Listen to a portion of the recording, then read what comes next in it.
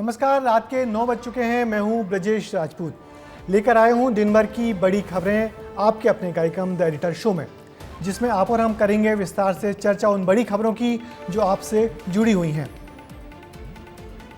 तो सबसे पहले शो में आपको मिलवाएंगे मध्य प्रदेश के सीएम डॉक्टर मोहन यादव से, जिन्होंने चुनावी भागदौड़ के बीच विस्तार न्यूज से खास चर्चा की। इस दौरान उन्होंने राहुल गांधी को लेकर क्या कुछ कहा, वो आपको सुनवाएंगे। शो में दूसरी खबर ताबड़तोड़ हो रहे मोदी के मध्य प्रदेश दौरों की। मोदी आज मुरैना के दौरे पर थे, जहां उन्होंने कांग्रेस को जमकर घेरा और कांग्रेस के उठाए हुए सवालों के जवाब भी दिए। तीसरी खबर छत्तीसगढ़ से, जहां की 3 सीटों पर शुक्रवार को चुनाव होने हैं। बीजेपी की इन सीटों को लेकर क्या तैयारी है, वो आपको आगे बताएंगे। चौथी खबर परिवारवाद को लेकर, जो भारत की राजनीति से खत्म होने का नाम ही नहीं ले रही। कई बड़े नेता हैं जो कि अपनी फैमिली सीट को छोड़ने को तैयार ही नहीं है। पांचवी खबर मध्य प्रदेश के सीएम के उस बयान पर, जिसमें उन्होंने देश में और कलाम होने की बात कही। वहीं इस पर भी चर्चा करेंगे कि क्यों छत्तीसगढ़ के डिप्टी सीएम विजय शर्मा ने भूपेश बघेल को लोगों से वोट देने से मना किया। बुलेटिन की शुरुआत करते हैं मध्य प्रदेश के मुख्यमंत्री डॉक्टर मोहन यादव के साथ, जिन्होंने अब तक बीजेपी के अपने सभी उम्मीदवारों के पर्चे भरवा दिए हैं। इंदौर और झाबुआ में बीजेपी प्रत्याशी के नामांकन भरने के बाद उन्होंने विस्तार न्यूज से खास बातचीत की और दावा किया कि प्रदेश में मोदी की लहर है और इस लहर में सारी 29 सीटें प्रदेश की बीजेपी की झोली में आ जाएंगी। हालांकि पहले चरण में मतदान का प्रतिशत कम होने के कारण वो चिंतित भी दिखे, मगर राहुल गांधी के ताज़ा आ रहे बयानों पर उन्होंने जमकर एतराज जताया और कहा, ऐसे बयान ही कांग्रेस की सीटें घटाएंगे और कांग्रेस के कुल सांसदों की संख्या मात्र इतनी रह जाएगी कि वो एक R2 में बन जाएंगे। देखिए मोहन यादव के साथ मेरी वो बातचीत, जिसमें उन्होंने मध्य प्रदेश की पूरी राजनीति पर विस्तार से चर्चा की। आपका अपना चैनल विस्तार न्यूज़ इन दोनों चुनावी दौरे पर हैं और चुनावी दौरे में हमको साथ मिला है मध्य प्रदेश के मुख्यमंत्री डॉक्टर मोहन यादव जी का।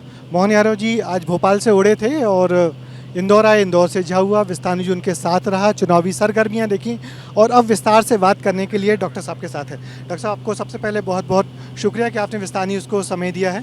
जी बहुत धन्यवाद। विस्तार न्यूज़ ने कम समय में अपनी अच्छी पहचान बनाई और नाम ही अच्छा विस्तार का, तो ये जल्दी विस्तार कर रहा है, बहुत अच्छी बात है। डॉक्टर साहब, अब तकरीबन मध्य प्रदेश में सारे नामांकन भर चुके हैं और आपने प्रत्येक नामांकन में जाके भाग लिया। आज भी इंदौर गए और आप वहाँ और झाबुआ भी गए, तो इसकी क्या वजह रही कि आप सब जगह आप स्वयं गए? देखिए, माननीय मोदी जी के साथ हमारा अपना सबका जब 400 पार का नारा है और मध्य प्रदेश वो स्टेट है जो लगातार अपनी 2 बार से अपनी सर्वश्रेष्ठ, एक बार 29 में से 27, दूसरी बार 29 में से 28, इस बार 29 में से 29 सीट देने वाला है।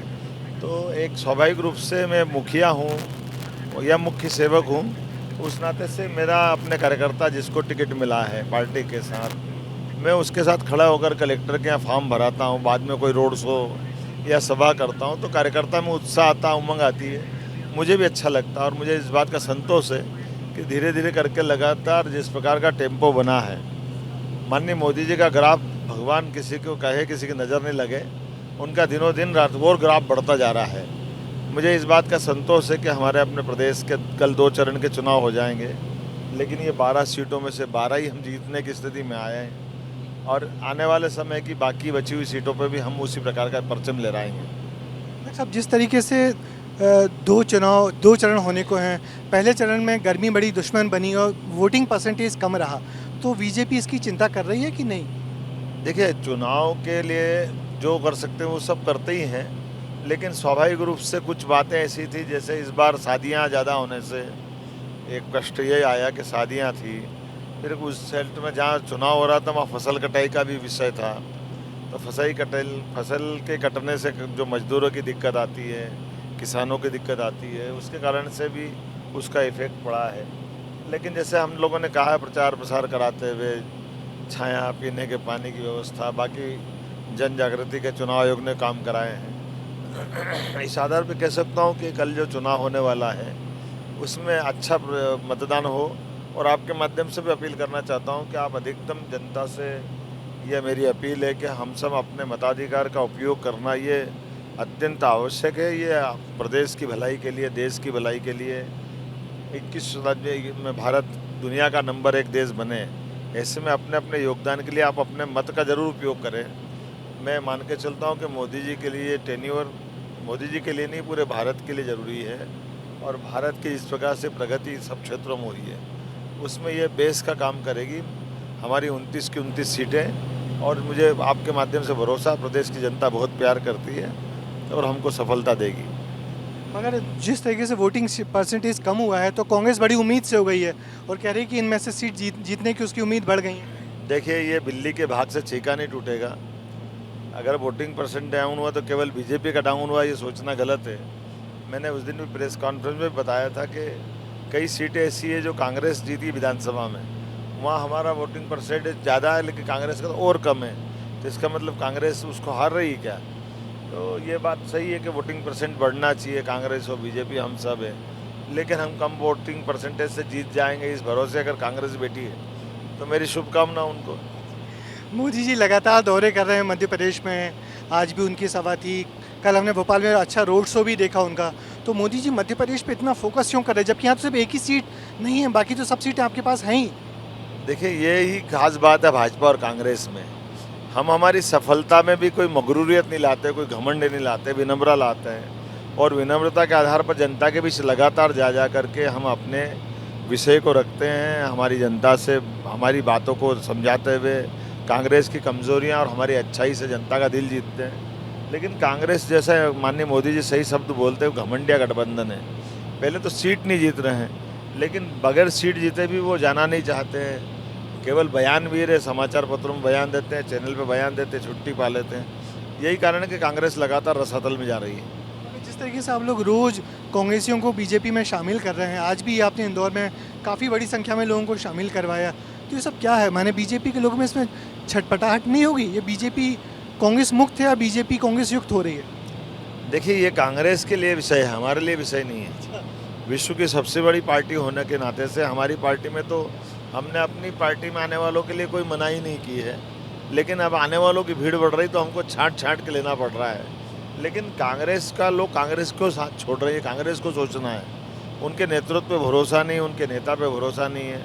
और जैसा आपने कहा कि हमारे लोग आ रहे हैं, लेकिन राहुल गांधी ने एक सभा नहीं ली, एक की अनाउंस किया था, उस दिन तबीयत खराब का बहाना बना लिया, एक सीट पे उनने खजुराहो पहले ही सरेंडर कर दिया। तो कांग्रेस अगर लड़ना ही नहीं चाहती तो हम क्या करें उसके लिए? तो जिस तरीके से चुनाव आगे बढ़ रहा है, एक फेज़ खत्म हो गया, दूसरा फेज़ आने वाला है, लगता है कि नए नए मुद्दे आ रहे हैं। कांग्रेस का घोषणा पत्र को आप लोगों ने निशाना बना लिया है। मोदी जी ने मंगलसूत्र और वो जो वसीयत वाले मामला है, प्रॉपर्टी वाला, उसको मुद्दा बनाया। तो ये सबको क्या लग रहा है ये मुद्दे की बात है?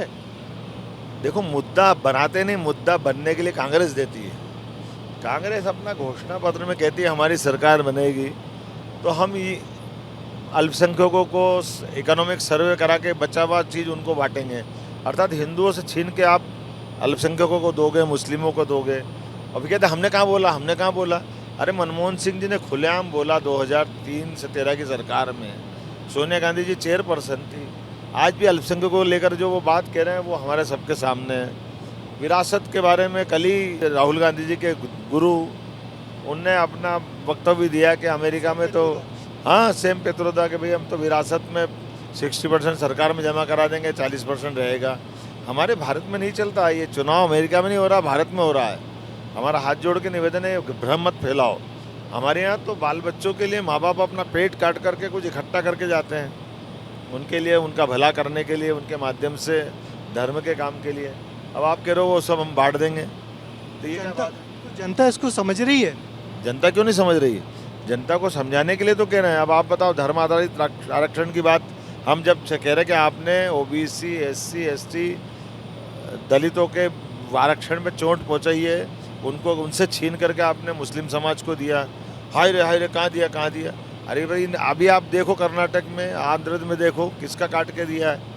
15% आपने दलित वर्ग का, एससी का, एसटी का, ओबीसी का आरक्षण काट करके दिया है मुस्लिम समाज को। तो अब ये तो डॉक्यूमेंट्री प्रूफ है ना। अब हम किसको बोलते हैं तो वो कहते हैं आप हिंदू मुस्लिम कर रहे हो। अरे करोगे आप बताएं भी नहीं कि जैसे कोई कांच के सामने खड़ा होकर उसकी वस्तु स्थिति बताता है तो कांच के अपनी असली स्थिति भी नहीं बताए।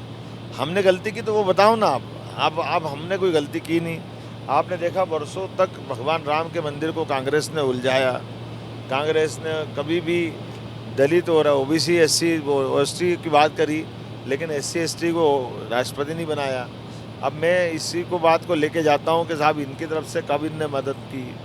हमने मुस्लिम में राष्ट्रपति बना करके अब्दुल कलाम को, इस देश वैज्ञानिक को देश में सबसे बड़े पद तक पहुँचाया। आपने अगला टर्म उसको नहीं दिया और फिर भी कहते हो कि हम मुसलमान के विरोधी। अरे हम तो मुस्लिमों के पक्षधर हैं, आप तो मुस्लिम लीग वाले लोग हो। आपने मुस्लिम समाज में से जिसको पसंद नहीं वो लाइन को पकड़ रहे हो आप। मुस्लिम लीग ने देश का बंटवारा कराया, कांग्रेस ने उस समय सरेंडर किया, कांग्रेस की गलती से देश का बंटवारा हुआ। जो अंग्रेज नहीं कर पाए वो कांग्रेस ने करा, उसके बाद भी कांग्रेस कहती है हमारा कोई दोस्त नहीं। और ये कैसे होगा? आपने मंदिर की बात की, मगर हम लोग जो आपका लगातार भाषण सुनते हैं तो आप बार बार बोलते हैं कि अयोध्या का आनंद तो आ गया, मथुरा का बाकी है। क्या बाकी है? मैं तो कह ही रहा हूँ ना, अभी दोबारा बोल रहा हूँ, भगवान राम के मामले में कांग्रेस ने गलतियाँ की। पहले मंदिर बनने के मामले में, भगवान के जन्म के मामले में, राम जी के अस्तित्व के मामले में। फिर भगवान का मंदिर बन गया तो मंदिर के लोकार्पण में निमंत्रण ठुकरवाया। और उसके बाद से लगा कि आज तक भी 22 जनवरी से ये अप्रैल जा रहा है, कभी एक बार तो कोई दर्शन करके आए भगवान के। भगवान राम से क्यों नफरत है इनको? ना राहुल गए, ना सोनिया गई, ना प्रियंका गए। तो जब हम जो कहते हैं कि इनका है ही नहीं हिंदू धर्म से मतलब, तो वो साफ सिद्ध होता है। मथुरा तो बात ही नहीं कर रहे हैं भाई। ये कह रहे राम जी हमारे हमारे, जब मंदिर बन गया तो हमारे। तो आप भैया राम जी की बात चलो मान लो आपने कुछ नहीं कहा, अब तो कृष्ण भगवान की बात कर दो ना कि हाँ कृष्ण मंदिर में हम मदद करेंगे। आप क्यों नहीं बोलते हो? आप केवल हिंदुओं के धर्म स्थल को, भगवान को अपमानित करने के लिए बात करोगे। जनता से कहोगे वोट दो, कौन वोट देगा इनको? हिंदू समाज माफ़ नहीं करेगा कभी ऐसी बातों के लिए। एक राहुल गांधी का भी आज बयान आया है, उन्होंने कहा कि मैं बोलता हूं तो मोदी के पैर कांपते हैं। देखो चाहे जो बोलोगे कौन सुनेगा, और हमने सही बात बोली तो आपको मिर्ची क्यों लग गई? राहुल गांधी को इस बात की क्यों चिपड़ा है? तू तुकारी की भाषा ले आए वो, मोदी फलाना, मोदी ये वो। 2 चुनाव से इन्हीं कारण से कांग्रेस की सीटें घटी है। 2013 तक उनकी सरकार थी, याद रखो, लेकिन 14 के चुनाव में 115 बचे। इसी भाषा के आधार पर दोबारा चुनाव लड़े राहुल गांधी, प्रियंका गांधी, सोनिया गांधी, तो 52 रह गए। अब की बार यही भाषा और यही घमंड रहा, ये टेम्पो के अंदर की सवारी हो जाएगी, एक बस की सवारी में थे ही। क्या लग रहा है आपको कि इस चुनाव में क्या मुद्दे हैं? क्या महंगाई, बेरोजगारी मुद्दा है? देखिए हम सबके सामने आंकड़े हैं कि 25 करोड़ लोग माननीय मोदी जी की सरकार में गरीबी रेखा से बाहर आए, 2 करोड़ लोग मध्य प्रदेश में बाहर आए, और बल्कि उससे गरीब आदमी के लिए मकान, बिजली सोलर से फ्री, गैस का चूल्हा, राशन घर का। तो गरीबी को मदद करने के लिए तो सरकार बनी रही है। कांग्रेस ने कब किया ये? कांग्रेस बताए ना, उनने किसी को मकान फ्री दिया हो, किसी को गैस का चूल्हा दिया हो? कब दिया कांग्रेस ने? वो तो गरीब विरोधी सदैव रही है। मोदी जी ने सभाओं में आपकी तारीफ भी कर रहे हैं कि डॉक्टर मोहन यादव अच्छा काम कर रहे हैं और जून के बाद और बेहतर काम करेंगे। तो डॉक्टर मोहन यादव ने क्या सोच रखा है मध्य प्रदेश के लिए? देखिए माननीय मोदी जी का मैं धन्यवाद अदा करूँगा, उनका दौरा बहुत अच्छा रहा। उनने इस तरह की बात करी है, उनका बड़प्पन है। उनको मालूम है कि हमारी नई नई सरकार बनी है, तो हमारे साथ खड़े होकर के हमारे कुछ निर्णयों का उनने बहुत अप्रिसिएशन किया है। मैं उनका धन्यवाद भी अदा करता हूँ। और ये बात तो उन्होंने यही कही थी कि डबल इंजन की सरकार काम करेगी। तो जब उनकी सरकार भी बनी रही और हमारी बन चुकी है, तो स्वाभाविक रूप से हम उसके लिए तैयार हो रहे हैं कि अधिकांश अपने क्षेत्र के, अपने प्रदेश के लिए औद्योगिक निवेश, जहाँ जगह जगह रोजगार मिलेगा, औद्योगिकरण कराएंगे।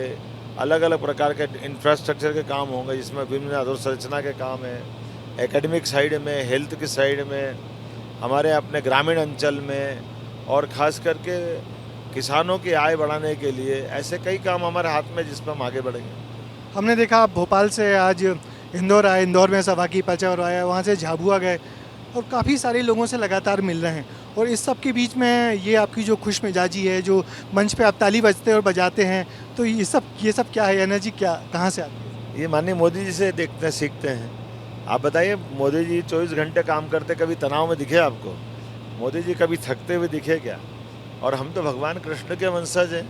भगवान ने कालिया नाग के फन पे बैठ करके भी नृत्य किया और मनमोहिनी मुस्कान फैला करके सबको संदेश दिया।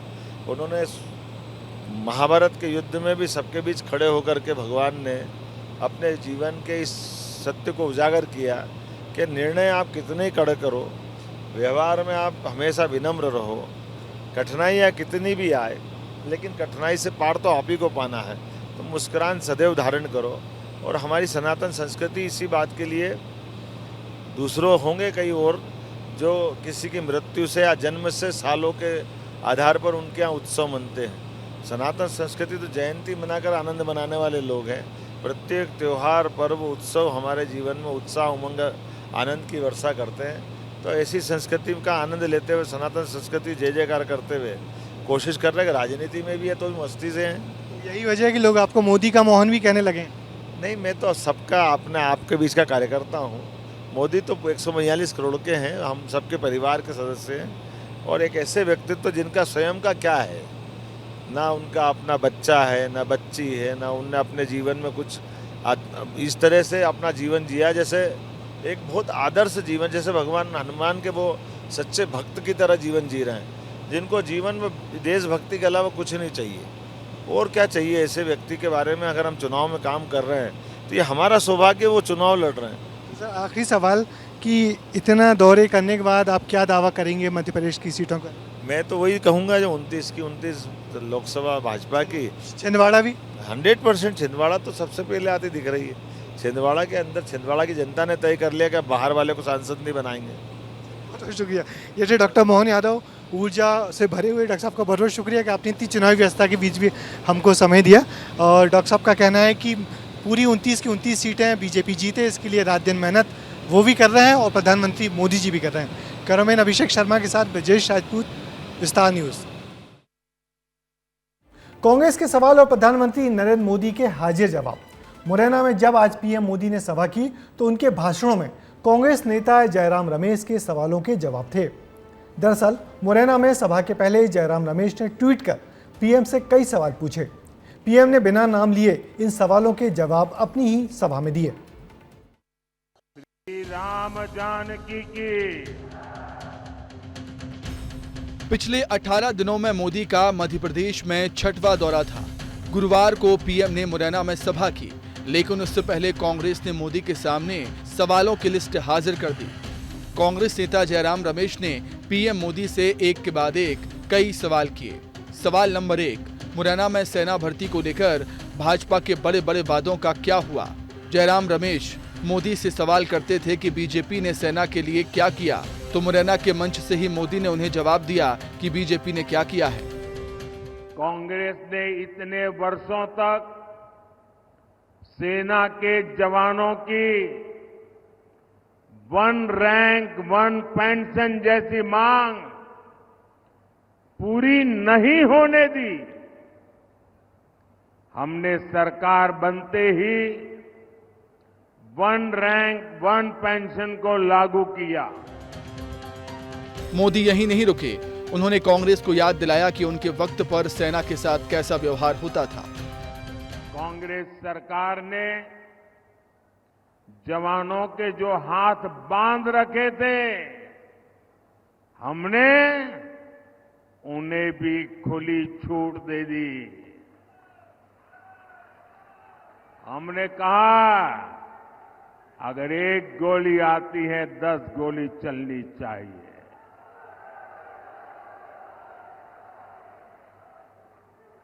अगर एक गोला फेंकते हैं तो 10 तोपें चल जानी चाहिए। सवाल नंबर 2, मुरैना भारत की बिजली चोरी की राजधानी क्यों बन गई है? पीएम मोदी ने मुरैना से इस बात का जवाब भी दिया।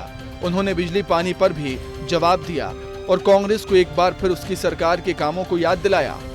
चंबल के लोग कांग्रेस का वो दौर कैसे भूल सकते हैं? कांग्रेस ने चंबल की पहचान खराब कानून व्यवस्था ऐसे क्षेत्र के तौर पर बना दी थी।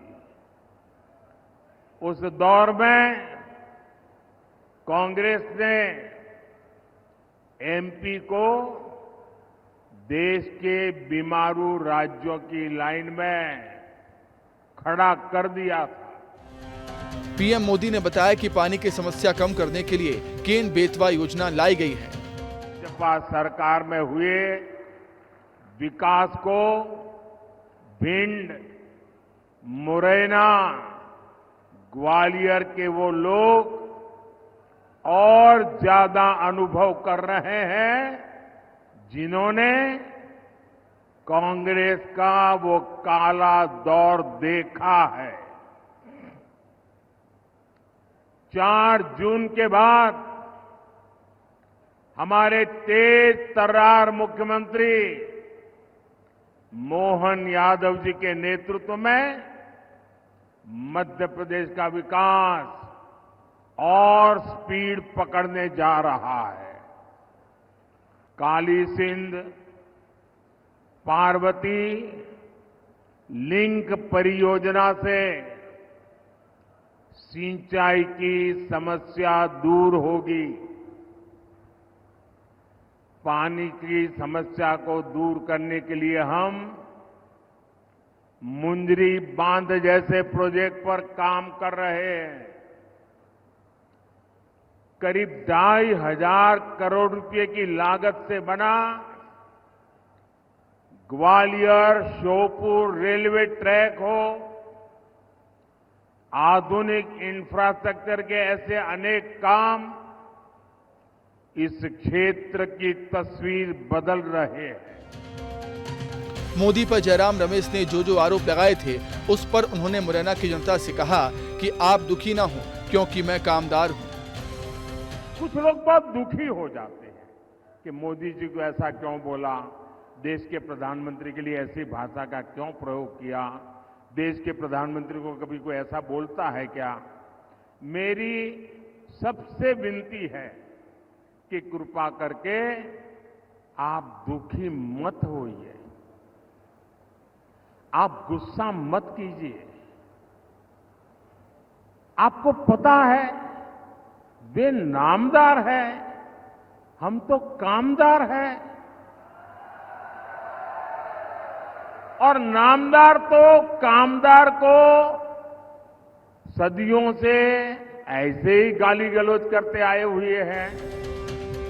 जयराम रमेश ने सवालों के साथ साथ कांग्रेस के घोषणा पत्र पर उठ रहे सवालों पर जवाब दिए।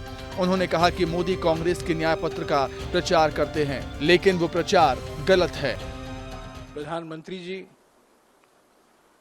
भोखलाए हुए हैं और 19 तारीख से सारे एजेंडा को दूसरे दिशा में ले जाने की प्रयास कर रहे हैं।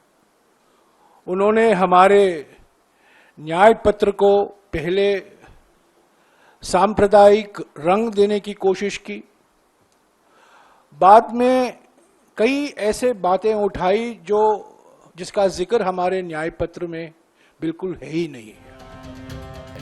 आपको बता दें, पीएम मोदी लगातार कांग्रेस के घोषणा पत्र पर सवाल उठाते हुए लोगों की संपत्ति छीनने का आरोप लगा रहे हैं। हालांकि कांग्रेस इसे खुद के घोषणा पत्र को मुफ्त में मिल रही पब्लिसिटी बता रही है। ब्यूरो रिपोर्ट, विस्तार न्यूज।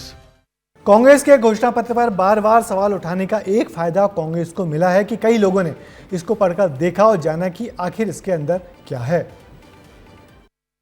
लोकसभा चुनाव के दूसरे चरण के मतदान कल यानी 26 अप्रैल को होने जा रहे हैं। इस चरण को लेकर सभी पार्टियों ने चुनावी मैदान में जमकर मेहनत की है।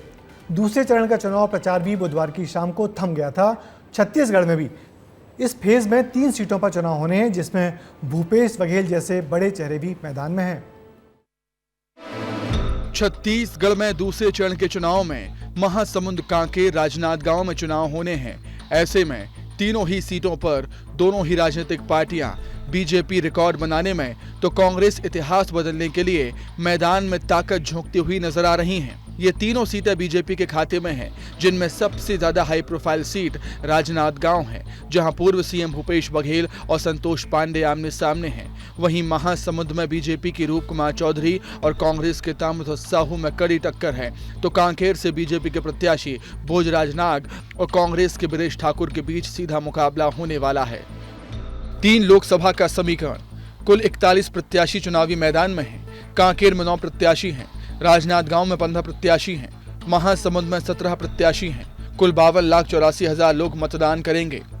पिछले चुनावों की बात की जाए तो 2019 में राजनांदगांव से बीजेपी के संतोष पांडे को 6,62,387 वोट मिले।